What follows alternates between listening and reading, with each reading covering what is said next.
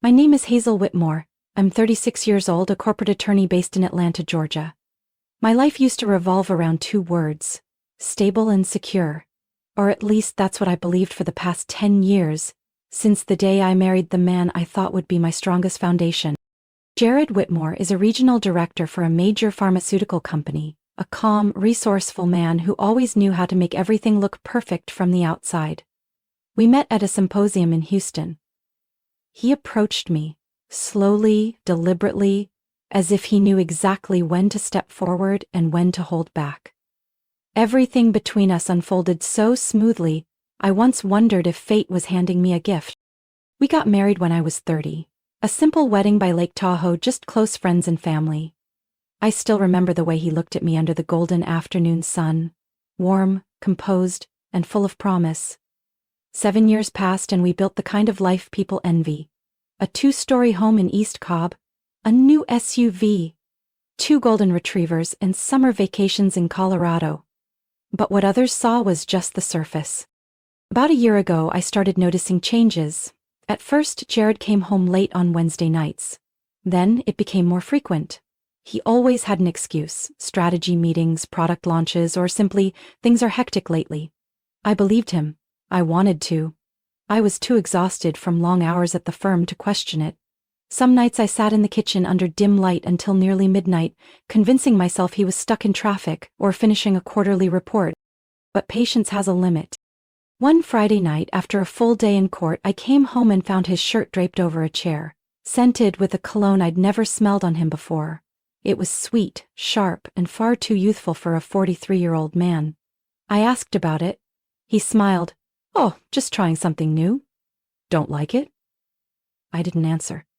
I walked into the kitchen, opened the fridge, grabbed a soda, and drank half the can, trying to swallow back the questions I wasn't sure I was ready to hear the answers to. A week later, I got a message from an old law school friend, Laura, who now works in the legal department at Jared's company. Her message was just one sentence. "Hazel, I know I probably shouldn't say anything, but I just saw Jared having dinner at Sky Terrace with a blonde. It wasn't you. They were sitting very close. Are you okay?" I read the message over and over in my car, parked outside the office. My heart didn't race, I didn't cry. What I felt was a terrifying hollowness, like every cell in my body had suddenly frozen. I replied, "Thank you. I guess I was more okay before reading that." Her name was Amelia. I found her file after secretly accessing Jared's laptop, a name that appeared way too often in internal emails, meeting invites, and Outlook calendars. Amelia Hart, new marketing associate from headquarters, 28, blonde, and a former fitness model. The kind of girl who knows how to smile at the right moment and call older men sir with a voice that makes your skin crawl. I met her once at last year's Christmas party. She told me my dress complimented my skin tone. Looking back, I think I smiled back at her. Probably the same way I smile at witnesses on the stand that I don't trust. I'm not someone who jumps to conclusions without proof, but I'm also not the kind of woman who closes her eyes when every instinct in her chest is screaming. After Laura's message, I started watching Jared like a stranger. The way he took calls in another room, the absence in his voice, the physical touch that slowly disappeared. Everything had a reason, and I was starting to understand it. I didn't confront him right away. Instead, I went to Sky Terrace on a Wednesday evening right at 7 p.m. Jared had told me he had a meeting with the Savannah office. I ordered a glass of white wine and sat in the most discreet corner, where I could observe without being noticed. And then they walked in. Jared and Amelia. I had prepared myself. But seeing him place his hand on her back, whispering something that made her giggle, it still tightened my throat. She pulled her chair closer. Jared leaned in, smiling like he'd never heard the name Hazel. This wasn't misunderstanding. This wasn't suspicion. It was betrayal, blatant, calculated, and cold enough to make me shiver. I left before they ordered. I didn't want rage to lead me. I needed him to say it first. 3 days later, after Jared finished his shower and was towel drying his hair in the bedroom, I sat at the edge of the bed, keeping my voice steady. "I saw Amelia at Sky Terrace last week." The towel slipped from his hand. His eyes froze for less than a second before darting away. Oh, I think you misunderstood something? No, I didn't. I saw you sitting with her, your hand on her back, and I remember she once said she loved cedarwood cologne, the one you suddenly started wearing. He laughed awkwardly and walked to the vanity, trying to dodge the conversation. Hazel, you know, this isn't as serious as it looks. She's just a coworker. Things between us have been distant lately. Since when? I asked, my tone sharp. Since I started working 70-hour weeks so you could invest in real estate? Or since you began deleting meetings from your Outlook calendar? He turned, caught off guard and frustrated. All right, you want honesty? We've been seeing each other. But I didn't plan it. It just happened. I stood up and looked him in the eye. Affairs don't just happen. You didn't trip and fall into her bed. You chose this over and over. Jared didn't respond, and I knew right then I'd reached the end of our marriage. I packed his things that weekend. I didn't cry. I didn't beg. The house belonged to both of us. But I stayed. Some things I wasn't ready to let go of yet. And some things he no longer deserved to keep. I thought that was the end. I thought I had already faced the worst of it. But 6 weeks later he came back. And not with an apology. It was a rainy Thursday afternoon. Jared stood under the porch overhang, coat soaked, eyes staring at me with a mix of panic and hope. We need to talk, he said. I crossed my arms. We already did. There's nothing left. Hazel, he swallowed hard. Amelia's pregnant. 11 weeks. It's mine. I heard the rain behind me, felt my heartbeat pound like it wanted out of my chest, but my face stayed still. No anger, no sadness. Just a strange, bottomless quiet. Like I was seeing him from somewhere very far away. What did you come here for? I asked. Congratulations? Here is your original text translated into natural American English, following your instructions regarding currency, measurements, and time formatting. All content has been preserved without additions. You think I deserve to know? I nodded. No, for what? So I can keep watching you build the life you once promised to build with me? Just with someone else? Jared didn't answer. He stood there, motionless, like a statue. And I closed the door. That night, I lay on the couch in the living room, the soft glow of the lamp casting an amber hue on the wall. I stared at the ceiling, replaying our wedding vows in my head. For love, for trust, for a shared future. Each word now sounded like a cheap line from a bad play. No, I wasn't falling apart, I was waking up. And for the first time, I wasn't afraid to face the truth. We began the divorce process in early October, at Jared's attorney's office in Midtown. I had everything ready. Asset documents, bank statements, even the texts he sent me during the entire affair. I wasn't going to fight with emotions. I wanted to finish this with clarity. Amelia came with Jared. She wore a tight-knit dress, her bump starting to show beneath a beige trench coat. She looked like she was heading to a photo shoot for a successful pregnant entrepreneur. When her eyes met mine, she gave a polite smile, but only for a split second. Throughout the meeting, something felt off. Amelia kept checking her phone. She didn't look at Jared while he spoke with the lawyer. Every time it buzzed, she glanced at it quickly, then set it face down on the table. At one point, she stepped out for nearly 5 minutes to take an urgent call.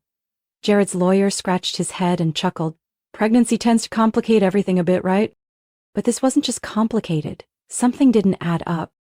A few days later, while at the notary office to sign over some transfer documents, I ran into Daniel Sutter, Jared's college best friend and the best man at our wedding.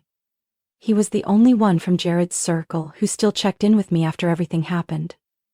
When he saw me, he looked like he wanted to say something, then hesitated. I nodded in greeting and was about to walk past when he called out in a low voice. Hazel, if you have a moment, I think there's something you should know. We stepped into a small coffee shop nearby. Daniel ordered an espresso, but didn't touch it. His hands trembled slightly as he stirred the already unsweetened drink. What is it? I asked, keeping my tone calm. He looked up, his eyes conflicted. I was involved with Amelia. Before she joined Jared's company, I froze. We met at a marketing conference in Nashville back in February. It started as a fling, but it lasted almost 3 months. Then she just vanished. Vanished? I echoed. No texts, no calls, no explanations. Then I saw a photo of her and Jared on LinkedIn. A few weeks later, Jared called to say, "Amelia's pregnant." I tightened my grip on the coffee cup. "Do you think the baby could be yours?" Daniel didn't answer right away. Instead, he pulled out his phone and opened his photo gallery. "She sent me an ultrasound once. I still have it. Because I didn't know what to do." He handed it to me. The caption below the image was like a cold blade. "Look closely.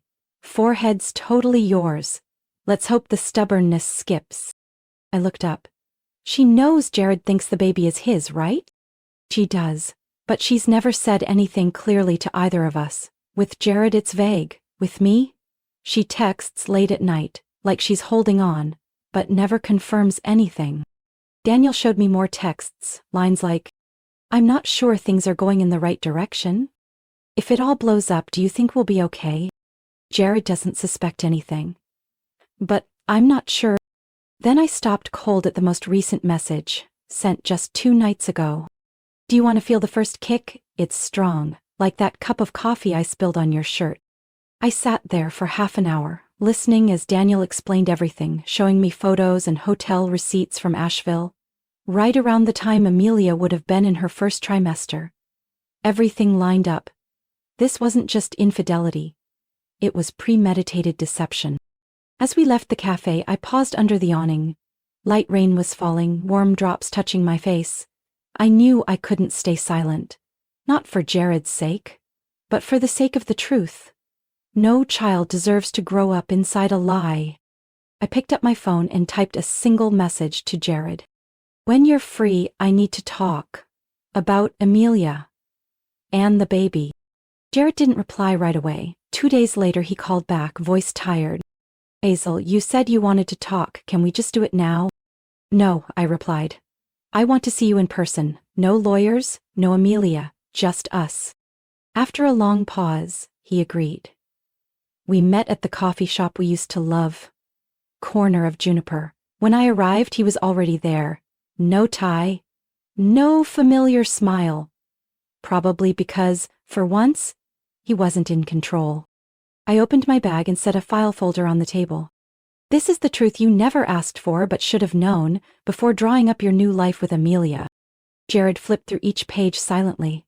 Ultrasound with Amelia's note to Daniel, late-night texts, hotel bills, even a short video she had sent Daniel, whispering that the baby has his jawline. Halfway through, Jared froze. His hand clutched the edge of the table, his lips pressed into a line, like he was holding something back. "You chose to believe her because it was easier than facing the signs," I said. "But that choice isn't yours anymore." He shut the folder without looking at me. "What are you planning to do with this?" I exhaled. "There's a party this Friday." "I know about it. Amelia sent an invitation to a mutual friend, assuming I was out of the picture." Jared gave a slow, quiet nod. "A celebration for new beginnings, held at Langston Hotel, Grand Oak Room." I paused. "You remember. It's where we booked our 5-year anniversary." Jared closed his eyes. I didn't have to look closely to see the lines on his face had deepened. "Daniel and I will be there, not to ruin anything, but to tell the truth, publicly, to the people you chose to celebrate with. If you want to stop that, there's only one way. Do the right thing yourself." He looked at me then. Not defensive, not combative, just the hollow stare of a man realizing he'd built his life on sand. Died. Daniel met me the day before the party, at my office. He brought all the originals, photos, emails, voice recordings Amelia had sent him, including a late-night voice message. "I don't know what to do. Jared keeps painting this perfect future, and I'm not sure I want to live that way anymore." We printed everything in duplicate. I had a backup copy saved on a USB drive in case we needed to display it on a large screen. Daniel was tense, but he didn't back down. "Are you sure this should happen in front of everyone?" he asked. "I've thought about that," I replied, "but the truth only holds power when it can't be twisted behind closed doors. We're not doing this for revenge. It's for the child. That baby deserves to know who they really are." Friday evening, the Langston Hotel was glowing. I arrived 10 minutes early wearing a square-neck black dress, the same one I wore in my first court hearing years ago. I call it the statement dress.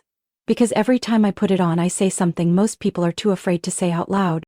Daniel arrived a few minutes after me. His expression was steady though the nerve still lingered in his eyes. We walked in together, heading straight for the Grand Oak banquet room. Inside, it was exactly what I expected. Wine glasses, laughter, and toasts. No one spoke when Daniel and I entered the room.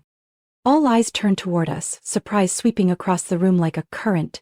Conversation stopped mid-sentence, wine glasses frozen mid-air, and glances passed from one table to the next. Jared stood near the podium, having just finished a thank you speech. Beside him, Amelia clung lightly to his arm as if to reinforce her place. She smiled. Until she saw me. Then her smile faltered mid-curve. I walked straight toward them and stopped a few steps away.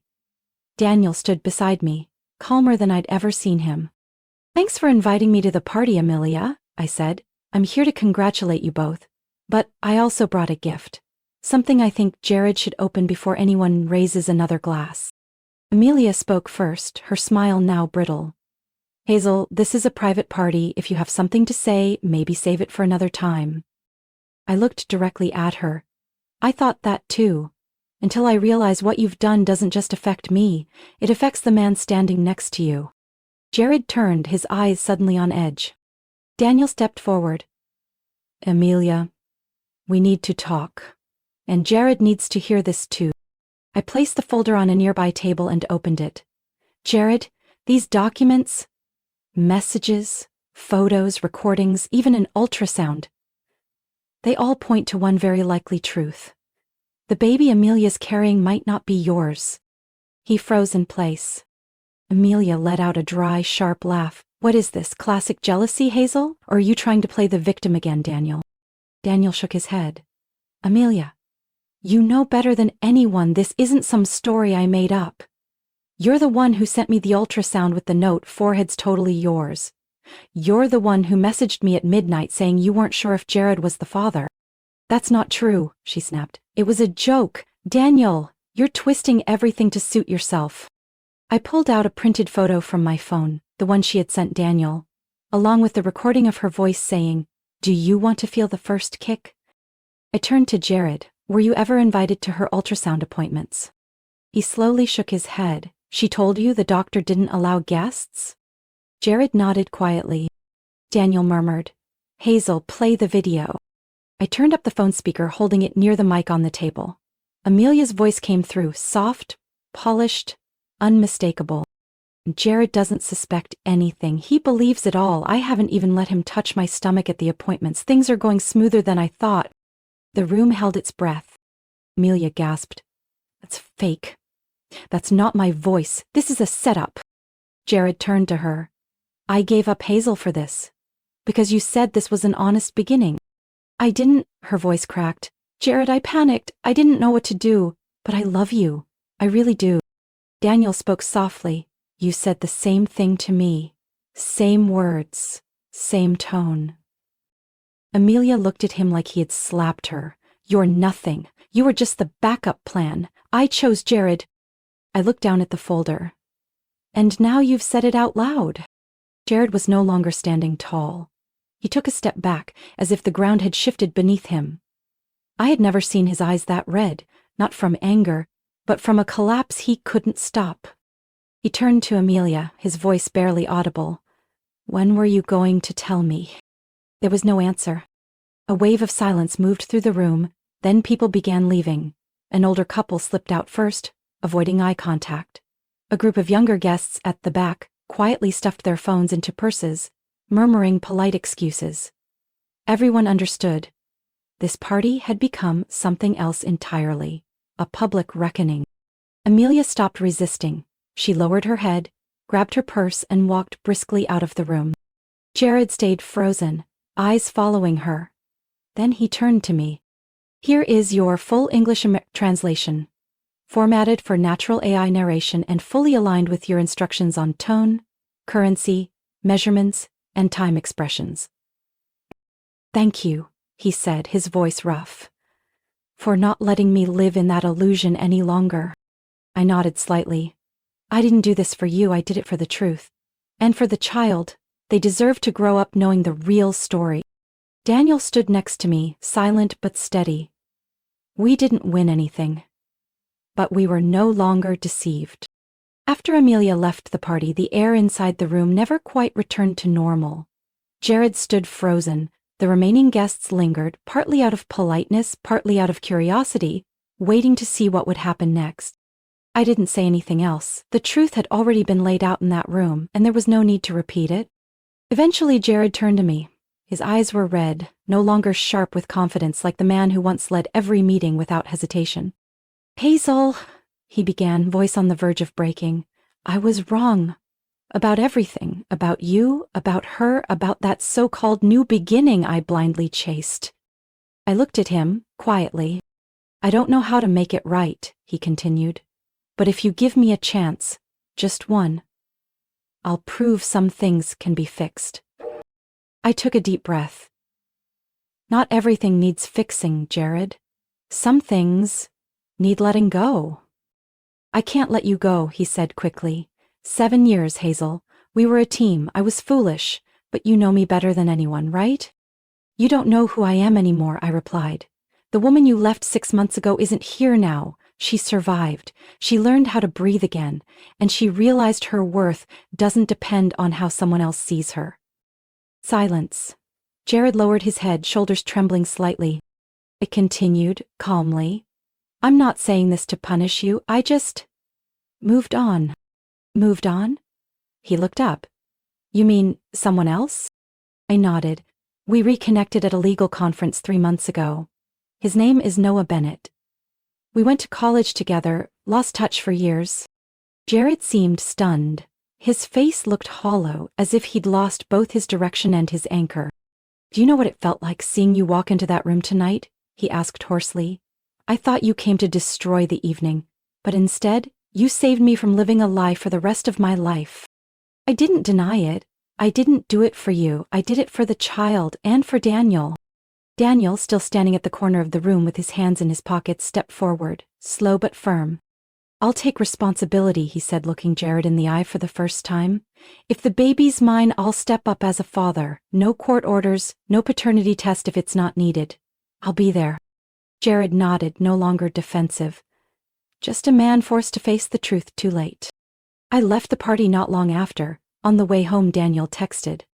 Thanks for not letting me fall apart alone in that room. I replied, no one deserves to be stuck between truth and a lonely lie. 3 weeks later, Amelia officially left Atlanta and returned to her mother's home in Portland. I heard from an old colleague that she planned to give birth at a small local hospital. Daniel didn't follow her, but he booked a flight to Oregon the week of her due date. He said he couldn't turn his back on his child, even if things hadn't started as planned. I don't hate her, Daniel told me once. I just feel sorry for everyone who got caught in the fallout of her choices. As for Jared, he requested a transfer to the Charlotte branch.